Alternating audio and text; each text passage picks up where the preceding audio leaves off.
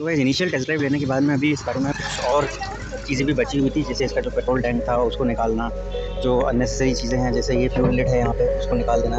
पीछे से भी हमने काफ़ी चीज़ों को कम कर दिया है, तो मिला के गाड़ी का जो वजन है वो काफ़ी कम हो चुका है। और अभी हम ये सब चीज़ निकालने के बाद में इसका एक फाइनल टेस्ट ऐसे करने वाले हैं कि जो बैटरी कैपेसिटी हमारे कस्टमर के पास में है, उनके पास में 48 वोल्ट 30 एच की 2 बैटरियाँ हैं, हम भी लगभग 90 एच की एक बैटरी इसमें रखने वाले हैं 48 वोल्ट के साथ में, और ये चेक करेंगे कि ये क्या टॉप स्पीड जाती है और कितना माइलेज एक बार फुल चार्ज करने में देती है। एसी का सिस्टम इसमें फ़िलहाल नहीं है, केवल ब्लोअर है। बाकी सारी चीज़ें मैं ऑलरेडी आपको डिस्क्राइब कर चुका हूँ। टैंक निकल रहा है, लगभग आधा जुड़ चुका है ये। तो चलिए टैंक को निकालने के बाद में फिर इसकी एक लॉन्ग ड्राइव लेते हैं। तो भाई स्वागत है आपका मोटर लाइव ईवीज़ के इस फाइनल वीडियो में, जिसमें हम आपको फाइनली बातचीत करके और कुछ डिस्कशन के साथ में आपको बताने वाले हैं कि वाकई में किसी पेट्रोल गाड़ी को इलेक्ट्रिक में कन्वर्ट करना कितना वर्थ होता है, क्या ख़र्चा होता है, कैसे इसको चला सकते हैं, क्या मिनिमम रिक्वायरमेंट है, कैसे सारी चीज़ें एडजस्ट होती हैं, ये सारी चीज़ों पे आज हम बात करने वाले हैं। इससे पहले कि हमारी वीडियोज़ में आप ऑलरेडी देख चुके हैं, इंजन निकालने से लेके सारी चीज़ें हमने आपको एक्सप्लेन की है।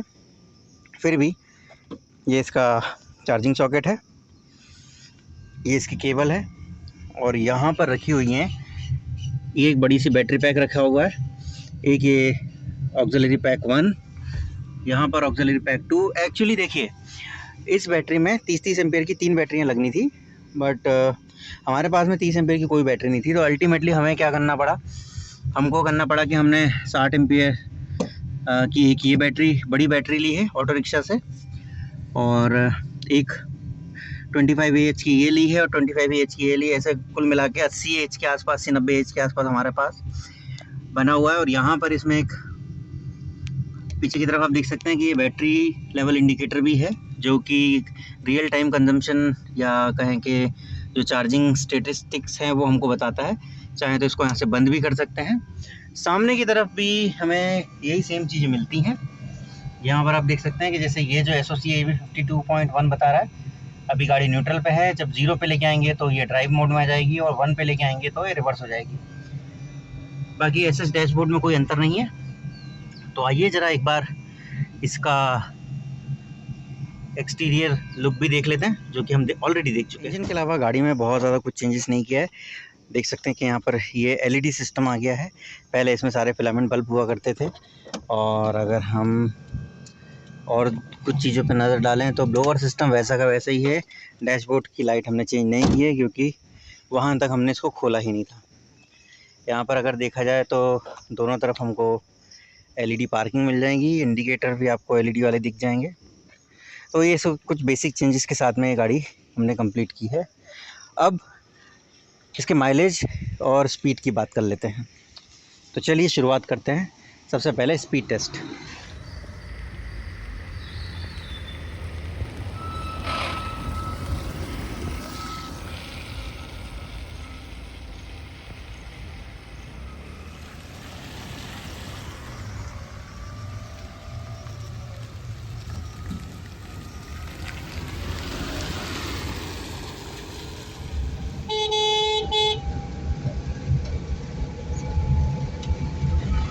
ये हम लोग इसका स्पीड आप देख सकते हैं 50 के आसपास लग रही है। हालांकि देखिए सामने कोई हटता नहीं है,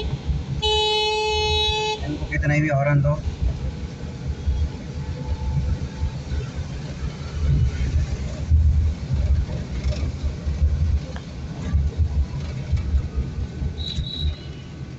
और ये एक थोड़ी सी हार्ड ब्रेकिंग के साथ में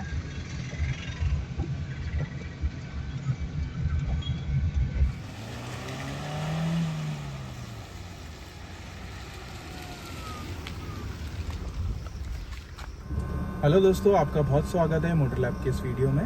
आज हम बात करेंगे भगवान सिंह विश्वकर्मा से, जो श्रीयानी से है।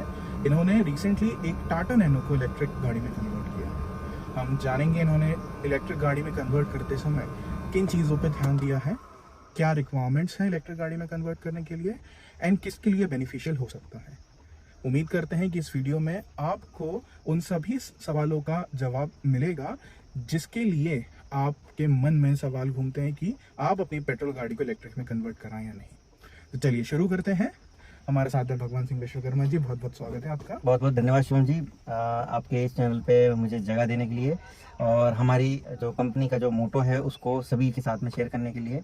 जो इस ग्रीन मोबिलिटी मिशन के साथ में हमारी कंपनी ने जो शुरुआत की है पुरानी पेट्रोल गाड़ियों को इलेक्ट्रिक में कन्वर्ट करने का, तो हमारी पूरी कंपनी और हमारी पूरी टीम की तरफ से आपका बहुत बहुत धन्यवाद। टीम मोटर लैब ईवीज को बहुत बहुत धन्यवाद कि समय समय पर हमारे यहाँ जो भी गाड़ियाँ कन्वर्ट होती हैं उनको बहुत डिटेल में अपने चैनल पे, अपने प्लेटफॉर्म पे जगह देते हैं और कई सारी जो हमारी इंक्वायरीज़ हैं वो मोटर लैब ईवीज के थ्रू ही आती है। तो उन सब के लिए बहुत बहुत धन्यवाद और अपने इस शो में बुलाने के लिए भी बहुत बहुत धन्यवाद।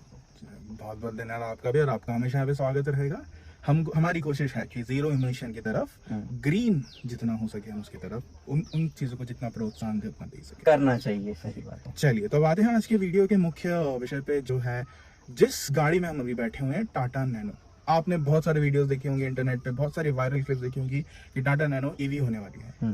पर जिनके पास ऑलरेडी टाटा नैनो है बहुत समय से, उनके लिए वीडियो बहुत मददगार साबित हो सकता है, क्योंकि ये पुरानी टाटा नैनो को पूर्णतः इलेक्ट्रिक कन्वर्ट किया गया है यहाँ पे।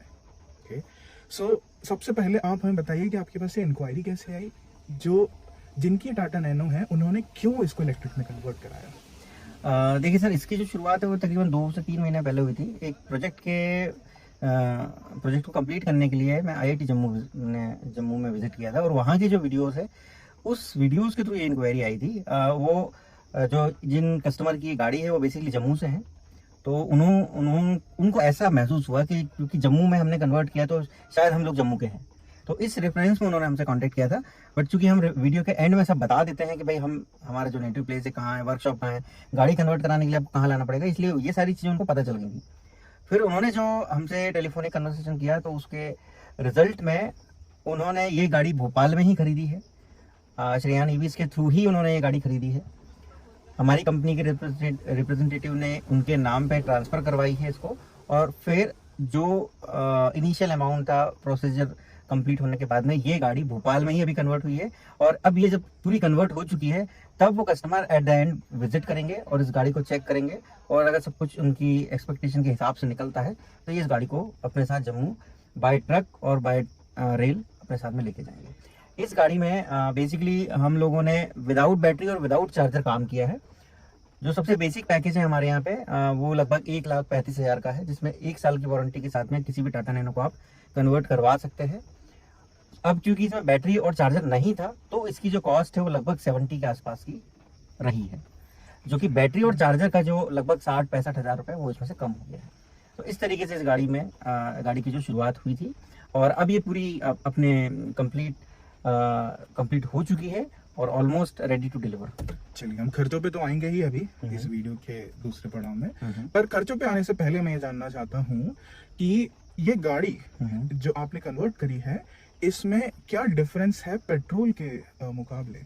फॉर एग्जांपल, लोगों को बहुत एंजाइटी होती है रेंज को लेके, लोगों को बहुत एंजाइटी होती है क्वालिटी को लेके इलेक्ट्रिक गाड़ियों की, कितने समय चलेगी, इलेक्ट्रिक गाड़ियों में आग तो नहीं लगेगी और रेंज मिलेगी या नहीं मिलेगी। तो सबसे पहले तो शोन की आपकी जो रेंज एंजाइटी है उसके ऊपर बात कर लेते हैं। देखिए, रेंज एक ऐसा फैक्टर है, it is similar to the petrol. बिल्कुल वैसा ही है जैसे आपने अपनी गाड़ी में कैपेसिटी, अगर आपकी गाड़ी की 35 लीटर की है but you want to fill say for example 5 litre, तो आपको 5 लीटर के हिसाब से रेंज मिलेगी। 10 लीटर डलवाएंगे 10 के हिसाब से रेंज मिलेगी।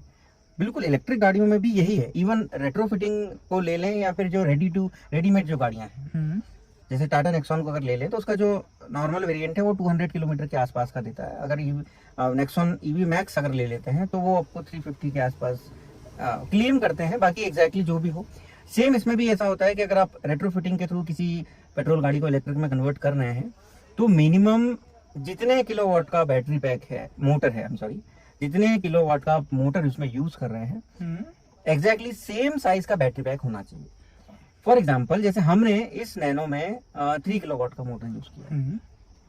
फॉर द सेफ्टी रीजन हमें 3 किलोवाट से नीचे की बैटरी इसमें यूज नहीं करनी है, क्योंकि 3 किलोवाट के पीक लोड पर ये गाड़ी तभी चलेगी जब 4 लोग बैठे हों और थोड़ी सी हिल आ जाए। तो 3 किलोवाट की मोटर जब पीक लोड लेती है तो वो लगभग 6-6.5 किलोवाट के आसपास, इवन 5 किलोवाट तो बहुत आराम से वो लोड के टाइम पे इतना प्रेशर क्रिएट करती है बैटरी के ऊपर। अब अगर बैटरी 3 किलोवाट से कम की होगी तो क्या होगा, वो अंडररेटेड कैटेगरी में आ जाएगी। अब अगर अंडररेटेड कैटेगरी में आई तो ओवर डिस्चार्ज होने की वजह से या due to higher rating of drain some part of energy become heat energy. Okay. इस वजह से बैटरियां गर्म होने लगती हैं और इनमें आग भी लग जाती है। तो इस वजह से जो बैटरी है मिनिमम सेम कैपेसिटी होनी चाहिए मोटर के। अगर आपने इस चीज को फॉलो करेंगे तो पहला जो रेंज एंजाइटी है वो खत्म हो जाएगी। जैसे 3 किलोवाट की मोटर की मैक्सिमम स्पीड 55 होती है, तो मिनिमम 55 का आपको माइलेज मिलेगा, 55 टू 60 किलोमीटर, राइट। क्योंकि सेम कैपेसिटी की बैटरी है, इसलिए आग लगने वाली एंजाइटी भी खत्म होगी जी, नहीं होगी। और अगर आप लेड बैटरी पे जाते हैं तो वो तो सबसे सेफेस्ट होती है उसमें। जी अच्छा, तो हमें ये तो समझ में आ गया इस गाड़ी की टॉप स्पीड 55 किलोमीटर है। आपने बिना बैटरी के, बिना चार्जर के 55 किलोमीटर टॉप स्पीड की मोटर लगा के 70,000 रुपीज में इस कार को कन्वर्ट कर 75 के आसपास, 75,000 में। इसमें कार का कॉस्ट भी इन्वॉल्व है, सिंस ये कार का नहीं, कार का जो कॉस्ट था सर वो उसमें 49,000 अलग था, प्लस उसमें तकरीबन 6,500 रुपए के आसपास जो ट्रांसफर ऑफ ओनरशिप होती है वो भी अलग से था। और अब सपोज जैसे जो करंट कस्टमर हैं, अगर वो इसको माइग्रेट कराते हैं फ्रॉम पेट्रोल टू ईवी, उसके लिए फर्दर प्रोसेस होती है जो कि स्टेट टू स्टेट वेरी करती है। जैसे अभी हमारे यहाँ एमपी में ये पॉलिसी लागू ही नहीं है। आप आरटीओ जाएंगे तो शायद फिर वो बिल्कुल fish out of the water वाली जो सिचुएशन है उनको समझ में नहीं आता उनको जवाब क्या देना है, तो वो ये सब चीजों को एंटरटेन नहीं करते। अच्छा। बट लेकिन जो थोड़े से इस पॉलिसी इम्प्लीमेंटेशन में जो थोड़े से प्राइमरी जिनको कहें कि थोड़े से अग्रणी राज्य हैं, जैसे कर्नाटका में हुआ, महाराष्ट्र में हुआ, इवन दिल्ली में भी है, यूपी में भी चल रहा है, तो यहाँ पर आप पुरानी गाड़ी को इलेक्ट्रिक में कन्वर्ट कीजिए, मोटर नंबर अपग्रेड कराइए इंजन की जगह पे, फ्यूल में आप पेट्रोल डीजल की जगह पे आप बैटरी अपग्रेड कराइए, इलेक्ट्रिक अपग्रेड कराइए, आप बिल्कुल चला सकते हैं। चलिए बहुत बढ़िया, ये तो हो गई पूरी गाड़ी के रजिस्ट्रेशन से रिलेटेड। ओके, अब इस गाड़ी की परफॉर्मेंस की अगर हम बात करें, ओके, यदि किसी को ये गाड़ी 55 किलोमीटर की टॉप स्पीड के साथ 100 किलोमीटर की रेंज की आवश्यकता है, तो कितनी बैटरी पैक आपकी आवश्यकता होगी और उसका प्राइस कितना होगा? देखिए, इसका एक बहुत सिंपल सा कैलकुलेशन है। आपको जैसे आपके पास में गाड़ी की टॉप स्पीड है 55, आप 55 मत मानिए, आप ऑन एन एवरेज मान के चलिए, आप 45 की एवरेज स्पीड निकाल पाएंगे अगर आप 55 से कंटिन्यूस भी किसी हाईवे पे जाते हैं। 45 का स्पीड मानिए, आपको चाहिए 100। जब आप 100 डिवाइडेड बाय 40 या 45 करेंगे तो there will be certain 2 point something.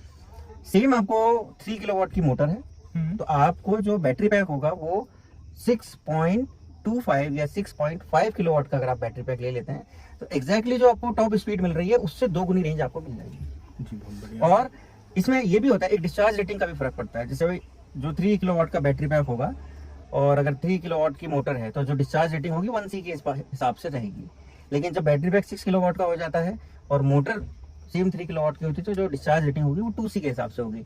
2C में आप 2C का मतलब होता है बैटरी सोर्स आपके पास में ज्यादा है बट ड्रेन कम है, लोड कम है, आपके पास में सप्लाई अच्छी है, तो उस केस में भी बैटरी का परफॉर्मेंस अच्छा होता है, स्टेबल होता है जी। अच्छा, तो इसका खर्चा कितना आएगा? इसका खर्चा जैसे मार्केट में अभी जो रेट चल रहा है लगभग 17-18 रुपए पर वाट के हिसाब से निकलता है।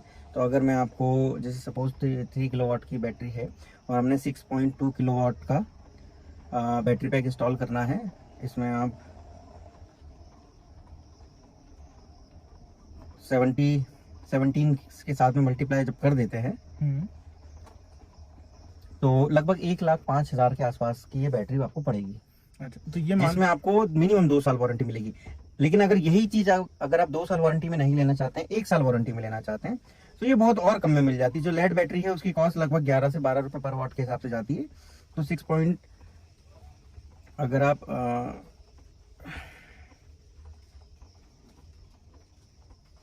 लगभग 70,000 के आसपास, जैसा मैंने आपको कैलकुलेशन में बताया था कि अगर आप 1 साल वारंटी के साथ में टाटा नैनो को करवाते हैं तो लगभग 1,35,000 में आपको बना के दे देंगे।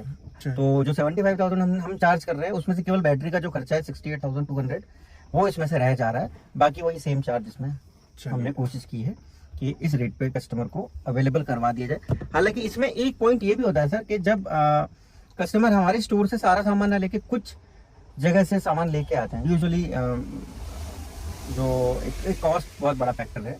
उनको कहीं पे अगर थोड़ा सा सस्ता सामान मिलता है तो कस्टमर वहाँ की तरफ अट्रैक्ट होता है। इस केस में हम लोगों को उसमें इंस्टॉलेशन चार्जेस जोड़ना पड़ता है। यूजुअली अगर कस्टमर सारा मटेरियल हमारे यहाँ से लेता है तो हम उसमें इंस्टॉलेशन चार्जेस 100% वेव्ड ऑफ करने का हम लोगों की पॉलिसी है। लेकिन अगर कोई कस्टमर बैटरी चार्जर, जैसे इस केस में बैटरी चार्जर नहीं है, तो हमें उसमें इंस्टॉलेशन चार्जेस जो है ऐड करना पड़ता है just to sustain our basic needs. चलिए जी, बिल्कुल जायज़ सी बात है। अब अगर मैं इसके रनिंग कॉस्ट की बात करूं तो कितने यूनिट बिजली में ये गाड़ी 100 किलोमीटर या 55 किलोमीटर चल सकती है? ये बहुत बढ़िया अच्छा सवाल है आपका। जैसे अभी हमारे पास में एमपी की अगर मैं बात करूं तो हमारे यहाँ पे जो लाइट इलेक्ट्रिसिटी का जो चार्ज है वो डोमेस्टिक में 8 रुपए पर यूनिट के हिसाब से अपने को मिलता है। और अगर कमर्शियल की बात करें तो लगभग 12 रुपए 80 पैसे के हिसाब से अपने को देना होता है। अगर हम इसको कमर्शियल मीटर से भी रिचार्ज करते हैं और हमारे पास में 3 किलोवाट की बैटरी है, तो सीधी सी बात है 3 किलोवाट की बैटरी में 85% एफिशिएंसी के साथ में अगर हम करते हैं तो लगभग 4 यूनिट के आसपास खर्चा होगा। 4 यूनिट का अगर आप कमर्शियल रेट के हिसाब से भी देखते हैं तो 12.8 के हिसाब से 51 रुपीज़ के आसपास आपका खर्चा बन रहा है। और 51 रुपीज़ में आपको ये गाड़ी लगभग 55 के आसपास जाएगी। मतलब 1 रुपए पर किलोमीटर, 1 रुपए पर किलोमीटर का खर्चा है। हालांकि बहुत आइडियल रेंज में ये 1 रुपए से भी कम होता है, बट चूंकि हमने स्टैटिक्स किया हमारे व्यूअर्स एक्चुअली 4 किलो, आप ये समझ लीजिए 4 यूनिट पे आप 50 से 55 किलोमीटर इस गाड़ी को चला सकते हैं। कैलकुलेशन आप अपने हिसाब से कर ही सकते हैं उसमें। ये बहुत बढ़िया। और इसमें एक चीज और मैं शायद दर्शकों के ध्यान में लाना चाहूंगा कि इस पे सर्विसिंग का खर्चा भी 0 हो जाएगा। हाँ, अब इसमें जो रेगुलर सर्विस होती है, जैसे ऑयल चेंज करना time to time, coolant change करना, गियर ऑयल, ये बहुत सारी चीज़ें ऐसी होती है जो इंजन में टाइम टू टाइम निकलती ही रहती हैं। और एक पुरानी गाड़ी, 8 से 10 साल पुरानी गाड़ी, जिसमें more than 2000 spare parts, moving spare parts होते हैं, तो कब कौन सा खराब होगा कोई नहीं जानता। अब चूंकि इसमें से इंजन निकल ही चुका है पूरी तरीके से, so there are very less chances कि कोई पार्ट इसमें खराब हो। अगर कोई पार्ट ऐसा है जो जनरल वियर एंड टियर की वजह से खराब हो रहा है, जैसे ब्रेक शू हुए, टायर हुए, या ग्लास विंडो ले लीजिए, या फिर ऐसी कोई चीज़ जो फिजिकल डैमेज की कैटेगरी में आती है, तो यही केवल आपको जनरल मेंटेनेंस में खर्चा होगा। अदरवाइज ऐसे इसका कोई रेगुलर खर्चा नहीं है। आपने एक बार गाड़ी कन्वर्ट करवाई है, देन आप उसको एज लॉन्ग एज 5-6 साल तक बिना बैटरी को बदलाए भी चलवा सकते हैं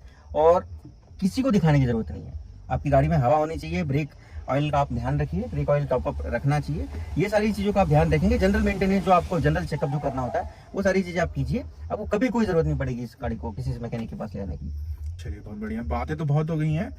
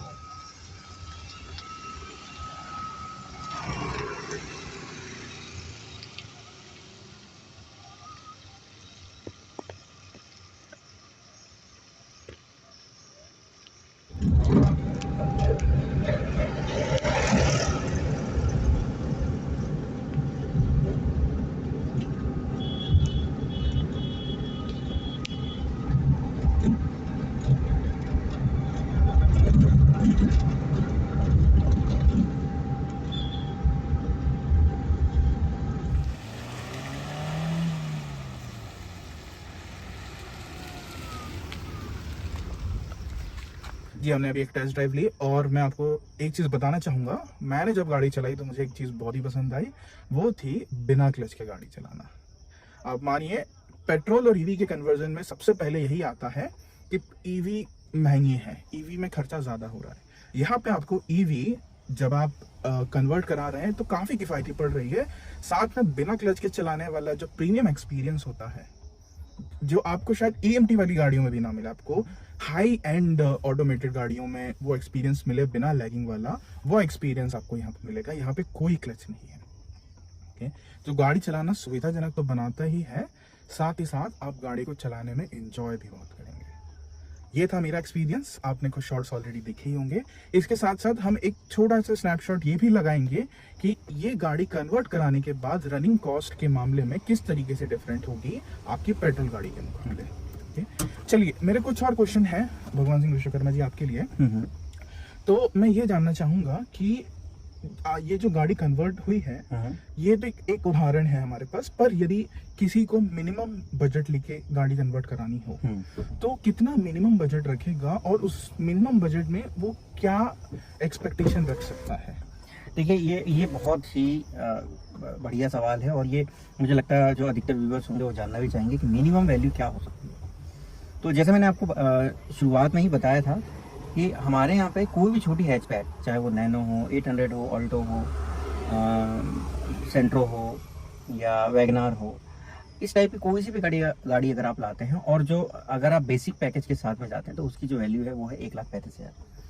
अब इसलिए 1,35,000 में आपको जो मैक्सिमम स्पीड है वो 55 के आसपास की मिलती है। जो माइलेज है वो लगभग 70 के आसपास, 70 to 80 किलोमीटर। बाकी आपके चलाने के ऊपर है, अगर आप बहुत ज़्यादा लीनियर वे में चलाते हैं तो 80, 90, 100 तक भी लेके जा सकते हैं। And if you are a rough driver then 50 kilometre is more than enough. तो इतना आपको माइलेज मिल जाएगा।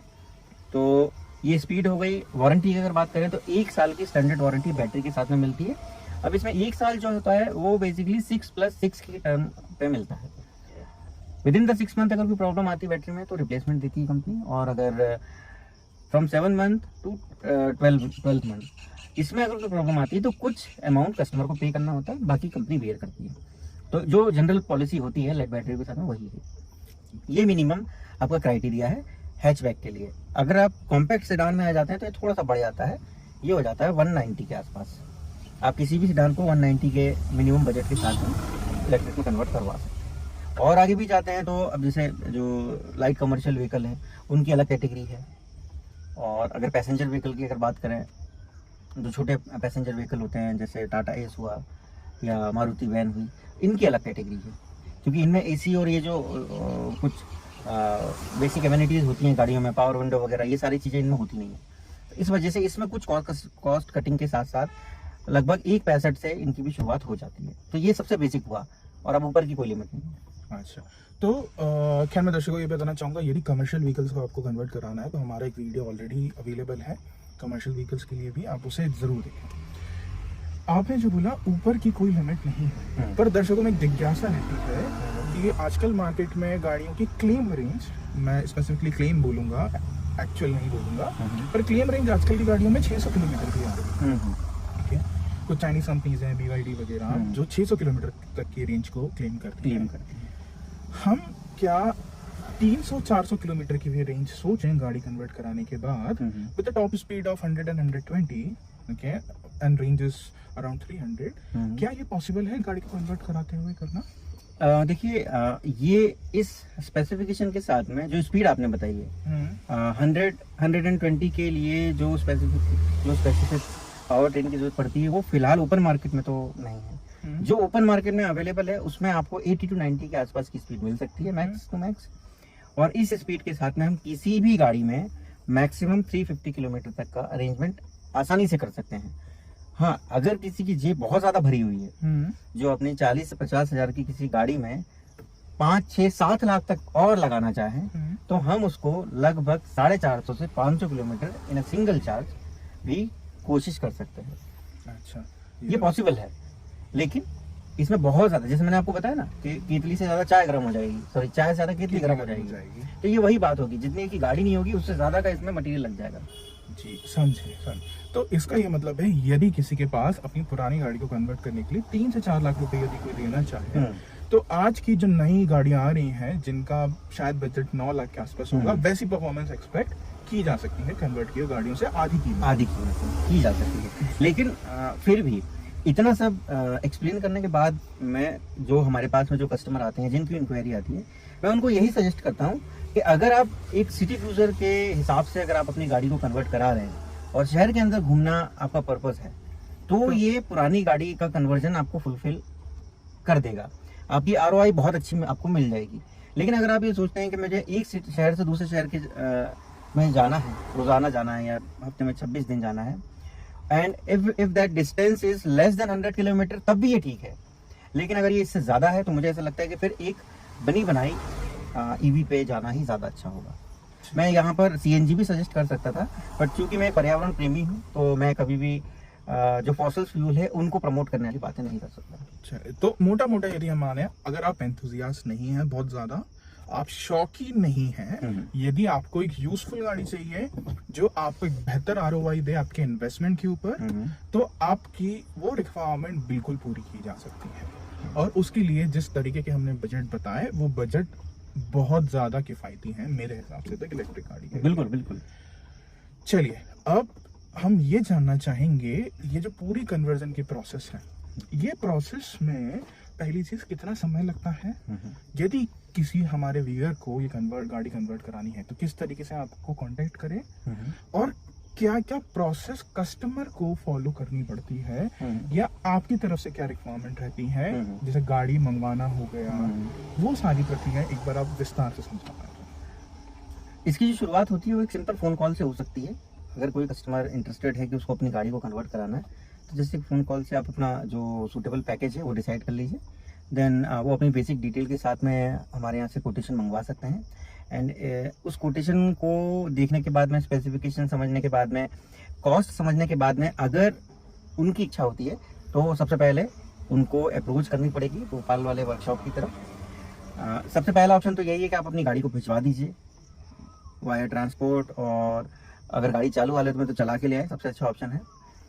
लेकिन अगर गाड़ी किसी वजह से नहीं आ सकती है, हालांकि हमारे पास में बहुत, क्योंकि लिमिटेड स्टाफ है और हर बार पॉसिबल नहीं हो पाता है किसी कस्टमर की साइट पे जाके काम करना, और खासकर ऐसी गाड़ियों पे काम करना जो बंद पड़ी हुई है काफ़ी टाइम से। ऐसी गाड़ियों में बहुत ज़्यादा प्रॉब्लम्स आती है, कई बार चीज़ें इतनी आसानी से खुल नहीं पाती हैं। जो चलती गाड़ी है वो तो फिर भी ठीक है, सब कुछ चालू था तो हो जाएगा। तो जो चलती गाड़ी है उसको वर्कशॉप में हैंडल करना आसान है, I mean, उसको साइट पे हैंडल करना आसान है, वर्कशॉप में हैंडल करना जो ऐसी गाड़ियाँ जो बंद है उनको वर्कशॉप में भी हैंडल करना कभी कभार काफ़ी मुश्किल का काम हो जाता है। तो ऑन साइट पे जाके ये काम करना थोड़ा सा मुश्किल है हम लोगों के लिए। बट अगर फिर भी ऐसा कोई एक्सेप्शनल केस आता है जिसमें कस्टमर हमारी टीम के आने जाने का और उनके एकोमोडेशन का और जो एडिशनल इंस्टॉलेशन चार्जेस हैं, ये सारी चीज़ें अगर बेयर करने को तैयार है, तो देयर आर चांसेस कि हमारी टीम विजिट कर सकती है और वहीं पे उनके यहाँ पे जाके ये इंस्टॉलेशन का काम पूरा करके आ सकती है। अच्छा, और यदि किसी कस्टमर के पास एक्सपर्टीज हो, है ना, या थोड़ी बहुत समझ रखता हो, क्योंकि मैंने जितने वीडियो देखे हैं अभी तक, या जितने भी वीडियो हमने शूट किए हैं, उनमें हमने यही आपसे सीखा है कि यदि कोई थोड़ी सी भी समझ रखता है और अगर वो खुद को प्रोत्साहित कर सके, तो कन्वर्जन खुद से भी करना इतना मुश्किल नहीं है। थोड़ा बहुत अपने लोकल मैकेनिक की मदद ली जा सकती है। तो क्या आप सारा प्रोडक्ट कि जितना भी आवश्यक सामग्री भिजवा सकते हैं और वो खुद असेंबल कर लें? हाँ, ये सबसे आसान ऑप्शन है, ये सबसे आसान ऑप्शन है। पहले तो इसमें जो इंस्टॉलेशन चार्जेस है वो सीधे बच जाते हैं। दूसरा, आपको आने की जरूरत है, ना हमें यहाँ से जाने की जरूरत है। मटेरियल आपके यहाँ पहुँच गया है, मैक्सिमम जो चीजें थी वो रेडी टू फिट है। आपको कुछ फाइन ट्यूनिंग वगैरह करनी होती है और कहीं कहीं पर वायरिंग में थोड़ा सा लॉजिकल माइंड यूज करना होता है, थोड़ा ग्लिच आता है, लेकिन वो टेलीफोनिक असिस्टेंस से कम्प्लीटली सॉल्व किया जा सकता है। तो अगर कोई बंदा ऐसा है तो वो भी कर सकता है। बट उस केस में ये जरूरी है कि जो मटेरियल, जिस मटेरियल से वो गाड़ी बना रहे हैं, that must be from Shreyan EV store. हमारे साथ में प्रॉब्लम ये आती है कि कस्टमर कुछ पैसे बचाने के लिए सस्ता सामान तो ले लेते हैं, फिर जब नहीं समझ में आता है तो हमें कॉल करते हैं। एंड उस टाइम पे हम लोग, क्योंकि जो मटेरियल देखा नहीं, मतलब आप डॉक्टरों की भाषा में अगर समझे तो जिसकी नब्ज आपने चेक नहीं करी उसको दवाई कैसे दे दी? जी बिल्कुल सही बात। तो ये ऐसा नहीं हो पाता है। मैं तो हर बार कस्टमर से यही रिक्वेस्ट भी करता हूँ और आपके चैनल के थ्रू ये करना भी चाहूँगा कि अगर आप कहीं से मटेरियल ले चुके हैं तो मुझे लगता है कि आप अपना टाइम और हमारा टाइम दोनों का बचा सकते हैं। जहाँ से लिया है वो आपको ज़्यादा अच्छी जानकारी दे पाएंगे कंपैरिजन में कि हम पहले उस चीज़ को समझेंगे, मटेरियल हमने देखा नहीं, बहुत सारी चीज़ इसमें टेक्निकल इश्यूज होते हैं। तो जो सामान हमारे स्टोर से गया है उसका पूरा डेटा हमारे पास में होता है, उसको एक्सपर्ट चेक कर चुके होते हैं, उस पर हमारे एक्सपर्ट काम कर चुके होते हैं, तो उसकी जो पूरी जानकारी हमारे पास होती है। हम कनेक्शन टू कनेक्शन भी कस्टमर को समझा सकते हैं टेलीफोन पर। तो अगर मैं ये कन्वे करूं हमारे व्यूअर्स को कि हम सिर्फ इंस्टॉलेशन की सर्विसेज प्रोवाइड नहीं कर सकते हैं, क्योंकि हर एक प्रोडक्ट की अपनी यूनिकनेस होती है। हम ये भी बोलते हैं हमारी हर प्रोडक्ट पे एक्सपर्टीज नहीं, हमारी एक्सपर्टीज है जिन प्रोडक्ट को हम खुद एक्वायर करते हैं, जिन कंपनीज से हमने काम किया है, जो हमारी भरोसेमंद और ट्रस्टवर्दी कंपनीज हैं, हम उन्हीं के लिए इंस्टॉलेशन प्रोवाइड कर सकते हैं। एक छोटी सी डिटेल जिसपे मैं आपसे थोड़ा सा ज्यादा और पूछना चाहूंगा, आपने बोला अगर किसी को प्रोडक्ट प्रोवाइड कराता है इंस्टॉलेशन फीस वेव ऑफ करती है। वेव ऑफ हो जाती है। सिंस इंस्टॉलेशन फीस 0 है इसमें, आपने प्रोडक्ट प्रोवाइड करते हैं, इंस्टॉलेशन की जिम्मेदारी कस्टमर की है, उसको किस तरीके की असिस्टेंस मिलेगी इंस्टॉलेशन करने के लिए आपसे? क्या वो किसी तरह की हेल्प की एक्सपेक्टेशन कर सकता है? बिल्कुल, अगर कोई हमारे यहाँ से मटेरियल लेता है तो उनको उनकी एक्सपेक्टेशन बिल्कुल सही है, और हमारी टीम पूरी कोशिश करती है कस्टमर को जितना ज़्यादा हो सके उतनी मदद करें। सबसे पहले तो हम कोशिश करते हैं कि जो भी गाड़ी हमारे यहाँ फर्स्ट टाइम बनती है, हम उसकी डिटेल वीडियो बनाने की कोशिश करते हैं, ताकि इन द फ्यूचर अगर किसी कस्टमर को ऐसे ट्यूटोरियल भेजना पड़े तो हम उस वीडियो के थ्रू भेज सकते हैं।